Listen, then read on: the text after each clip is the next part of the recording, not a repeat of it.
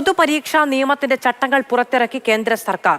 പരീക്ഷാ നടത്തിപ്പിൽ പ്രശ്നങ്ങൾ കണ്ടെത്തിയാൽ ആദ്യം പരാതി നൽകേണ്ടത് പരീക്ഷാ സെന്ററിലെ ചുമതലക്കാരനായ ഉദ്യോഗസ്ഥന്.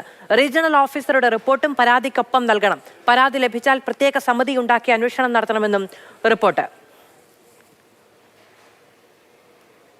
അനൂപ് ദാസ് വിവരങ്ങളുമായി ചേരുകയാണ്. അനൂപ്, ഈ പൊതുപരീക്ഷകളെ പറ്റി, മത്സര പരീക്ഷകളെ പറ്റി രാജ്യമാകമാനം വലിയ പ്രതിഷേധങ്ങൾ നടക്കുന്നതിനിടയിൽ, വലിയ ആരോപണങ്ങൾ നേരിടേണ്ടി വരുന്നതിനിടയിൽ ഇതിനൊരു പരിഹാരം കാണാനുള്ള ശ്രമത്തിന്റെ ഭാഗമായാണ് ചില തീരുമാനങ്ങളിലേക്ക് വന്നത്. അതിന്റെ ചട്ടം പുറത്തു വന്നിരിക്കുന്നു. അനൂപ്, ഫെബ്രുവരി മാസത്തിൽ ലോക്സഭ പാസാക്കിയ നിയമമാണ്.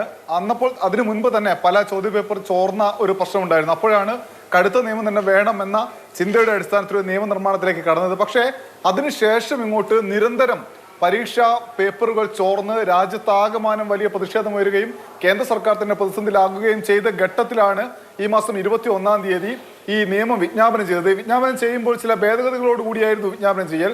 നേരത്തെ ഈ കുറ്റത്തിന്, ചോദ്യപേപ്പർ ചോർത്തൽ കുറ്റത്തിന് ഏറ്റവും കുറഞ്ഞ ശിക്ഷ 3 വർഷം തടവായിരുന്നു. അത് 5 വർഷമായി വർദ്ധിപ്പിച്ചു.